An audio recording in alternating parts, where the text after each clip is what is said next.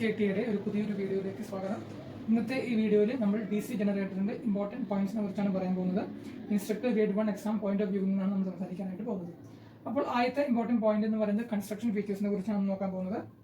ആദ്യത്തെ point stator ആണ്. Construction ഫീച്ചറിൽ ആദ്യം വരുന്നത് സ്റ്റേറ്റർ ആണ്. സ്റ്റേറ്ററിലാണ് നമ്മൾ ഫീൽഡ് വൈൻഡിങ്സ് പ്ലേസ് ചെയ്യുക. അതുപോലെ സ്റ്റേറ്റർ സ്റ്റേഷനറി പാർട്ടാണ് DC മെഷീനിൽ. ഓർത്തിരിക്കാം, സ്റ്റേറ്ററിലാണ് ഫീൽഡ് വൈൻഡിങ്സ് പ്ലേസ് ചെയ്യുക. അതുപോലെ സ്റ്റേറ്റർ ഒരു സ്റ്റേഷനറി ബോഡിയാണ്. സ്റ്റേറ്ററിൽ എന്തൊക്കെയാണ് കംപ്രൈസ് ചെയ്തിരിക്കുന്നത്? സ്റ്റേറ്റർ കംപ്രൈസസ് ഓഫ് യോക്ക് ഉണ്ടാവും, അതുപോലെ ഒരു പോൾ കോർ ഉണ്ടാവും, ഒരു പോൾ ഷൂ ഉണ്ടാവും. യോക്കിന്റെ മെയിൻ ഫംഗ്ഷൻ എന്ന് പറഞ്ഞാൽ ഒരു ലോ റിലക്റ്റൻസ് പാത്ത് പ്രൊവൈഡ് ചെയ്യലാണ് മെയിൻ ആയിട്ട് യോക്കിന്റെ മെയിൻ ഫംഗ്ഷൻ. അതുപോലെ മെക്കാനിക്കൽ സ്ട്രെങ്ത് പ്രൊവൈഡ് ചെയ്യാനും യോക്ക് നമ്മൾ യൂസ് ചെയ്യും.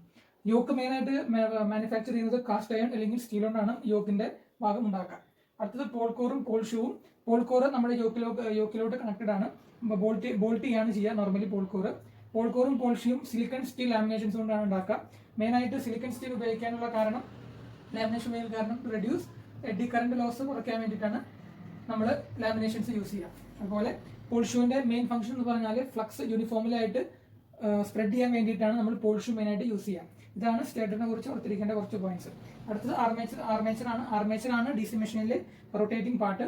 അതും ഉണ്ടാക്കിയിരിക്കുന്നത് സിലിക്കൺ സ്റ്റീൽ ലാമിനേഷൻസ് കൊണ്ടാണ് ഉണ്ടാക്കിയിരിക്കുന്നത്. അതും എഡി കറന്റ് ലോസ് കുറയ്ക്കാൻ വേണ്ടിയിട്ടാണ് യൂസ് ചെയ്യുക. മെയിൻ ആയിട്ട് സിലിക്കൺ സ്റ്റീൽ മെയിൻ ആയിട്ട് യൂസ് ചെയ്യുക നമ്മൾ ഹിസ്റ്ററിസിസ് ലോസ് കുറയ്ക്കാൻ വേണ്ടിയിട്ടാണ് നമ്മൾ സിലിക്കൺ സ്റ്റീൽ യൂസ് ചെയ്യുക. അതുപോലെ ലാമിനേഷൻസ് യൂസ് ചെയ്യുന്നത് എഡി കറന്റ് ലോസ് കുറയ്ക്കാനായിട്ടാണ് യൂസ് ചെയ്യുക. അപ്പോൾ ഇതാണ് സ്റ്റേറ്ററിനെയും അതുപോലെ ആർമേച്ചറിനെ കുറിച്ചുള്ള അറിഞ്ഞിരിക്കേണ്ട കുറച്ച് പോയിന്റ്സ്.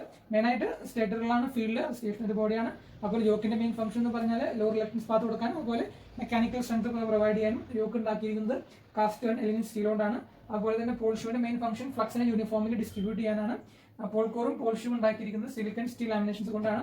ലാമിനേഷൻസ് മെയിനായിട്ട് യൂസ് ചെയ്യുക എഡി കറന്റ് ലോസ് കുറയ്ക്കാനും അതുപോലെ സിലിക്കൺ സ്റ്റീൽ മെയിനായിട്ട് ഹിസ്റ്ററിസിസ് ലോസ് കുറയ്ക്കാനാണ് യൂസ് ചെയ്യുക. അതുപോലെ ആർമേച്ചറാണ് റൊട്ടേറ്റിംഗ് പാർട്ട്.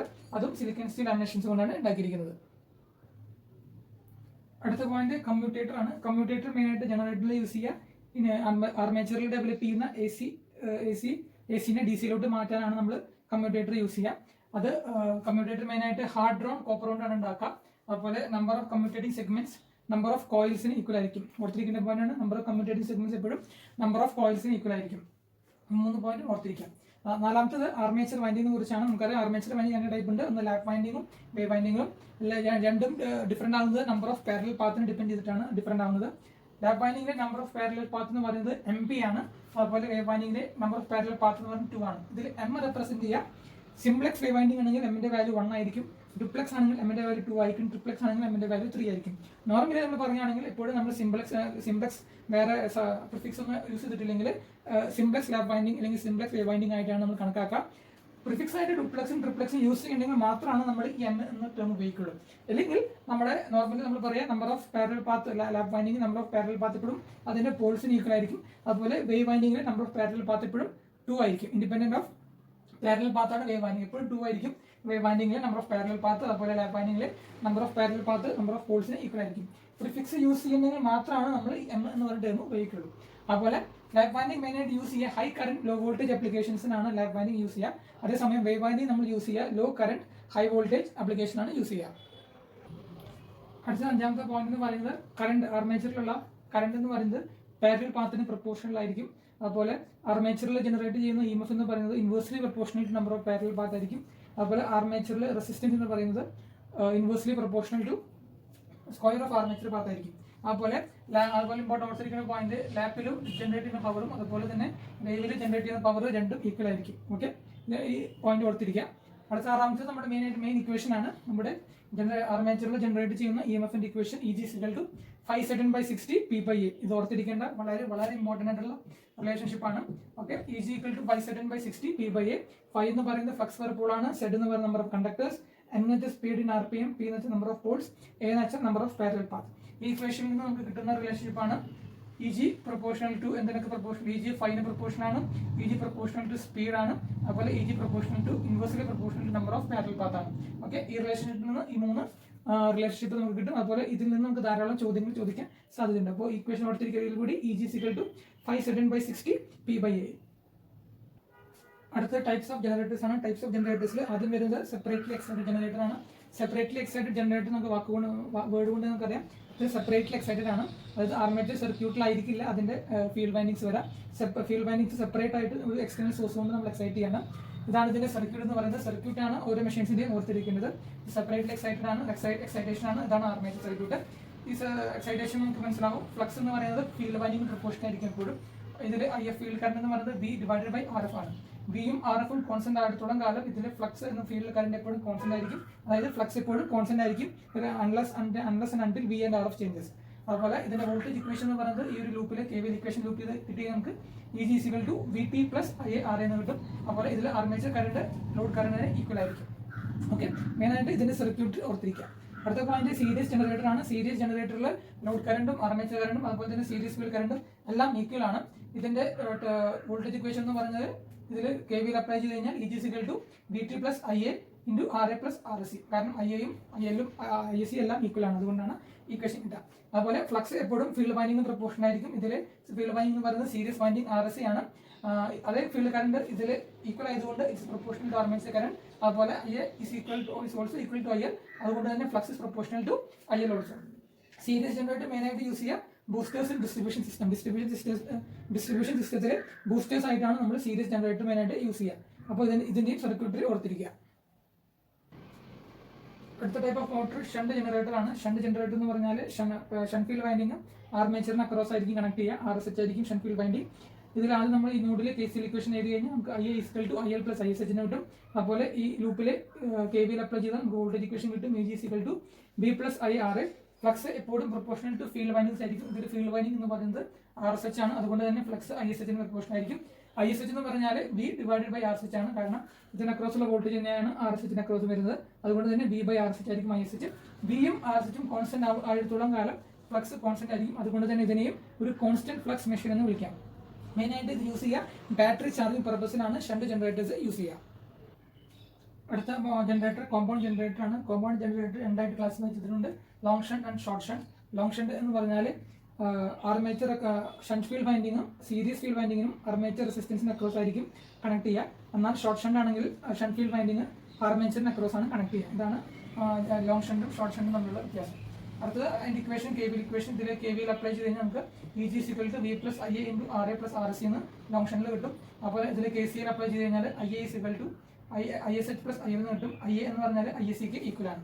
ഓക്കെ, ISCക്ക് ഈക്വൽ ആണ്. ഫ്ലക്സ് എന്ന് പറഞ്ഞാൽ flux proportional to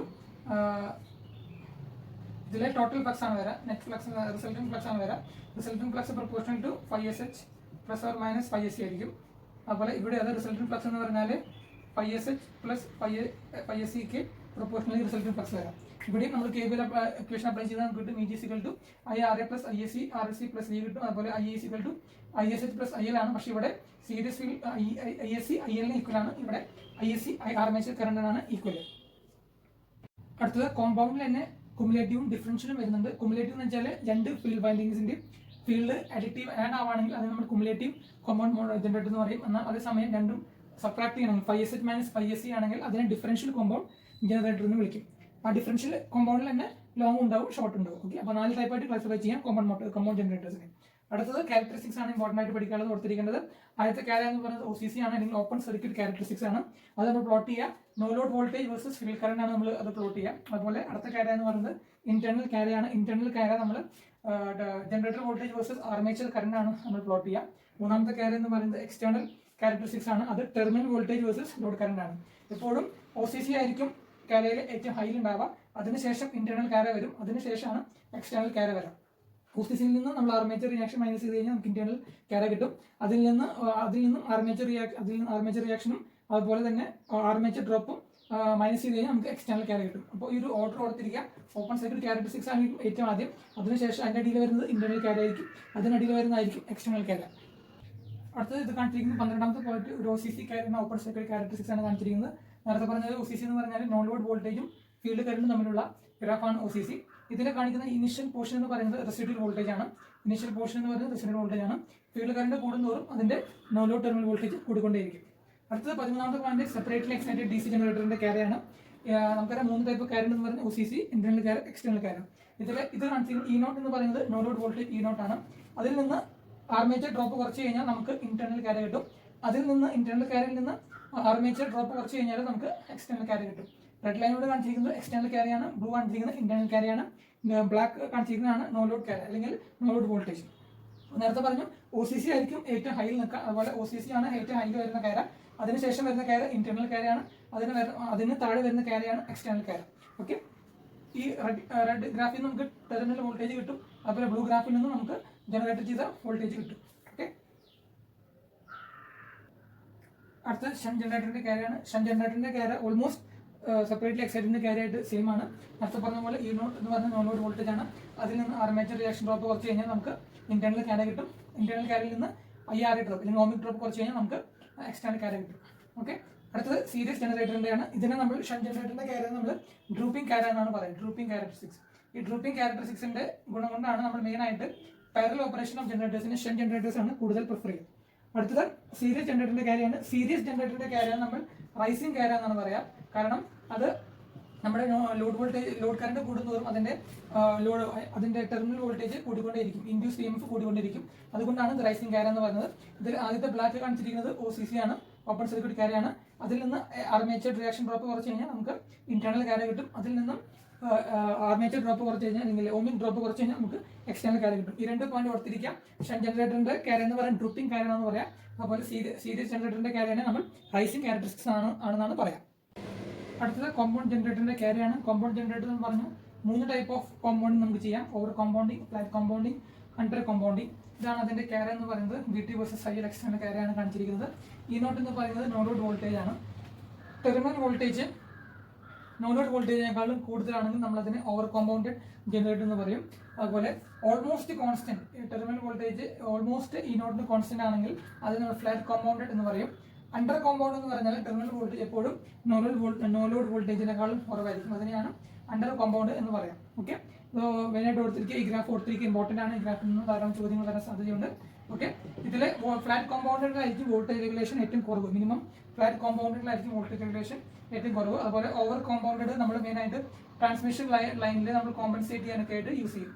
over compound transmission ലൈനിൽ നമ്മൾ വോൾട്ടേജ് കോമ്പൻസേറ്റ് ചെയ്യാനൊക്കെ ആയിട്ട് നമ്മൾ ഓവർ കോമ്പൗണ്ട് ജനറേറ്റർ നമ്മൾ യൂസ് ചെയ്യും. അടുത്ത പോയിന്റ് ആർമേച്ചർ റിയാക്ഷൻ ആണ്. ആർമേച്ചർ റിയാക്ഷൻ എന്ന് വെച്ചാൽ effect of armature flux on main field flux. Armature flux main field ഫ്ലക്സിനെ എഫക്ട് ചെയ്യുന്ന അത് കണ്ടീഷനെയാണ് നമ്മൾ ആർമേച്ചർ റിയാക്ഷൻ എന്ന് പറയുന്നത്. ആർമേച്ചർ റിയാക്ഷൻ എഫക്ട് എന്ന് പറഞ്ഞാൽ അത് ജനറേറ്റ് ചെയ്ത വോൾട്ടേജ് EGനെ നമ്മൾ കുറയ്ക്കാനായിട്ട് നോക്കും. 2 ടൈപ്പ് ഓഫ് എഫക്റ്റ് ആണ് ആർമേച്ചർ റിയാക്ഷൻ ഉണ്ടാവുക. ഒന്ന് ക്രോസ് മാഗ്നറ്റൈസിംഗ് എഫക്റ്റും അതുപോലെ ഡിമാഗ്നറ്റൈസിംഗ് എഫക്റ്റ് ആണ് ഉണ്ടാവുക. ഇത് 2 ടൈപ്പ് ഓഫ് എഫക്റ്റ് ആണ് കൂടുതലായിട്ട് ഉണ്ടാവുക. അതുപോലെ എപ്പോഴും ആർമേച്ചർ റിയാക്ഷൻ എഫക്റ്റ് കൊണ്ട് ലീഡിംഗ് പോളിറ്റിപ്പിലെ ഫ്ലക്സ് വീക്കണിങ്ങും അതുപോലെ ട്രെയിലിംഗ് പോളിറ്റിപ്പിലെ ഫ്ലക്സ് സ്ട്രെങ്തനിങ് ഉണ്ടാവും. ലീഡിംഗ് പോളിറ്റിപ്പ് എന്ന് പറഞ്ഞാൽ ഓരോ പോളിലും 2 പോളിറ്റിപ്സ് ഉണ്ടാവും. അതിൽ റൊട്ടേറ്റ് ചെയ്യുന്ന ജനറേറ്ററിന്റെ കേസിൽ റൊട്ടേറ്റ് ചെയ്യുന്ന സമയത്ത് ആദ്യം കാണുന്ന പോളിറ്റിപ്പിനെ ലീഡിംഗ് പോളിറ്റിപ്പെന്നും അത് കഴിഞ്ഞ് വരുന്ന പോളിറ്റിപ്പിനെ ട്രെയിലിംഗ് പോളിറ്റിപ്പ് എന്ന് പറയും. ഇപ്പോഴത്തെ ജനറേറ്റർ ആണെങ്കിൽ ക്ലോക്ക് വൈസ് ആണ് റൊട്ടേറ്റ് ചെയ്യുന്നെങ്കിൽ ആദ്യം കാണുന്നത് ഈ പോളിറ്റിപ്പ് ആയിരിക്കും, സൗത്ത് പോളിന്റെ. അപ്പോൾ ഇതിനെ ലീഡിംഗ് പോളിറ്റിപ്പ് എന്ന് പറയും. അതിനുശേഷം വരുന്നത് പോളിറ്റിപ്പിന് ട്രെയിലിംഗ് പോളിറ്റിപ്പ് എന്ന് പറയും. അതിനുശേഷം വീണ്ടും ആദ്യം കാണുന്നത് ഈ പോളിറ്റിപ്പാണ്, നോർത്ത് പോളിന്റെ. അപ്പോൾ ഇതിനെയാണ് ലീഡിംഗ് പോളിറ്റിപ്പ് എന്ന് പറയും, ഇതിനെ ട്രെയിലിംഗ് പോളിറ്റിപ്പ് എന്ന് പറയും. ഓക്കെ, ലീഡിംഗ് പോളിറ്റിപ്പിലാണ് ഫ്ലക്സ് വീക്കനിങ് ഉണ്ടാകുക ജനറേറ്ററിന്റെ കേസിൽ, അതുപോലെ ട്രെയിലിംഗ് പോളിറ്റിപ്പിലാണ് ഫ്ലക്സ് സ്ട്രെങ്തനിങ് ഉണ്ടാകുക. അടുത്ത 2 ടൈപ്പ് ഓഫ് ആക്സിസ് ഉണ്ട് DC ജനറേറ്ററിൽ, ജോമെട്രിക് ന്യൂട്രൽ ആക്സിസ് GNA, അതുപോലെ magnetic neutral axis MNA. Geometric neutral axis എപ്പോഴും മെയിൻ ഫ്ലക്സിന് പെർപെൻഡിക്കുലർ ആയിരിക്കും, പെർപെൻഡിക്കുലർ ടു മെയിൻ ഫ്ലക്സ് ആയിരിക്കും. അതുപോലെ MNA ആക്സിസ് എന്ന് പറഞ്ഞാൽ എപ്പോഴും പെർപെൻഡിക്കുലർ ടു റിസൾട്ടന്റ് ഫ്ലക്സിന് പെർപെൻഡിക്കുലർ ആയിരിക്കും. അതുപോലെ MNA ആക്സിസിലായിരിക്കും ബ്രഷസ് കീപ്പ് ചെയ്യുക. DC generator brushes always kept in MNA axis. അതുപോലെ വോൾട്ടേജ് ഇൻഡ്യൂസിന്റെ കണ്ടക്ടറിലും MNA ആക്സിസ്. MNA ആക്സിസിൽ പെടുന്ന കണ്ടക്ടേഴ്സിൽ ഇൻഡ്യൂസ് ചെയ്യുന്ന വോൾട്ടേജ് എന്ന് പറയുന്നത് 0 ആയിരിക്കും. അതുപോലെ ആർമേച്ചർ റിയാക്ഷൻ എഫക്ട് കൊണ്ട് MNA ആക്സിസ് ഷിഫ്റ്റ് ചെയ്യും. ഈ MNA ആക്സിസ് എങ്ങനെയാണ് ഷിഫ്റ്റ് ചെയ്യുന്നത് വെച്ചാൽ MNA axis shift in the direction of rotation of generator ഏത് റൊട്ടേഷനിലാണോ ഏത് ഡയറക്ഷനാണ് റൊട്ടേറ്റ് ചെയ്യുന്നത് അതേ ഡയറക്ഷനിലായിരിക്കും MNA ആക്സിസ് റൊട്ടേറ്റ് ചെയ്യുക.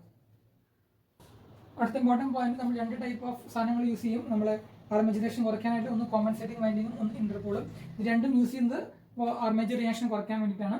കോമ്പൻസേറ്റിംഗ് വൈൻഡിങ് എപ്പോഴും നമ്മൾ കണക്ട് ചെയ്യുക ഇൻ സീരീസ് വിത്ത് ആർമേച്ചർ ആണ്. ആർമേച്ചർ വൈൻഡിങ് സീരീസ് ആയിട്ടാണ് കണക്ട് ചെയ്യുക. അതുപോലെ അത് പ്ലേസ് ചെയ്യുന്നത് സ്റ്റേറ്റർ പോൾസിലാണ്.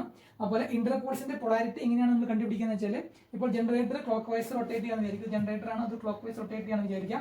ആ കാണുന്ന ഇന്റർപോളിന്റെ അതിന് മുൻപിലുള്ള ഇന്റർപോളിന്റെ മുൻപിലുള്ള മെയിൻ പോളിൽ എന്താണ് പൊളാരിറ്റി അതേ പൊളാരിറ്റി ആയിരിക്കും ഇന്റർപോളിന്റെ പൊളാരിറ്റി ആയിട്ട് വരാം.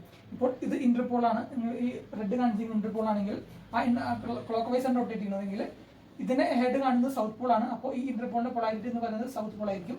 അതുപോലെ ഈ ഇന്റർപോളിന്റെ ഹെഡ് എന്ന് പറയുന്നത് നോർത്ത് ആണ്, റൊട്ടേറ്റ് ചെയ്യുന്ന ക്ലോക്ക് വൈസ് ആണ്. ഇതിന്റെ ഹെഡ് എന്ന് പറയുന്നത് നോർത്ത് പോൾ ആണ്. അപ്പോൾ ഇന്റർപോളിന്റെ പൊളാരിറ്റി എന്ന് പറയുന്നത് നോർത്ത് പോൾ ആയിരിക്കും. സിമിലർലി ഈ രണ്ട് പോളിന് ഇത് സൗത്ത് പോൾ ആയിരിക്കും, അതുപോലെ ഇത് നോർത്ത് പോൾ ആയിരിക്കും. മെയിനായിട്ട് ഓർത്തിരിക്കുക, ഇത് ഓർത്തിരിക്കേണ്ട ഇമ്പോർട്ടന്റ് പോയിന്റ് ആണ് ഇന്റർപോൾസിന്റെ പൊളാരിറ്റി എങ്ങനെ കണ്ടുപിടിക്കാം. അതുപോലെ ഈ രണ്ട് മെത്തേഡ് ഉപയോഗിച്ചാണ് നമ്മൾ മെയിനായിട്ട് ആർമേച്ചർ റിയാക്ഷന്റെ എഫക്റ്റ് കുറയ്ക്കുക. 20ാമത്തെ പോയിന്റ് ഇത് നേരത്തെ പറയാൻ വിട്ടുപോയതാണ്. സീരീസ് ഫീൽഡ് വൈൻഡിങ് എപ്പോഴും തിക്ക് വയറായിരിക്കും യൂസ് ചെയ്യുക, അതുപോലെ ലെസ് നമ്പർ ഓഫ് ടേൺസ് ആയിരിക്കും അത് ഉണ്ടാവുക. അതേസമയം ഷണ്ട് ഫീൽഡ് വൈൻഡിങ്ങിൽ തിൻ വയറും മോർ നമ്പർ ഓഫ് ടേൺസ് ആണ് നമ്മൾ യൂസ് ചെയ്യുക.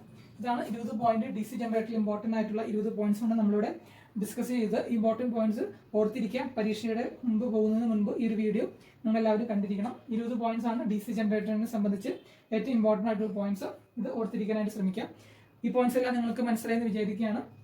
അടുത്ത ക്ലാസ്സിൽ നമ്മൾ DC മോട്ടർ വെച്ച് സ്റ്റാർട്ട് ചെയ്യും.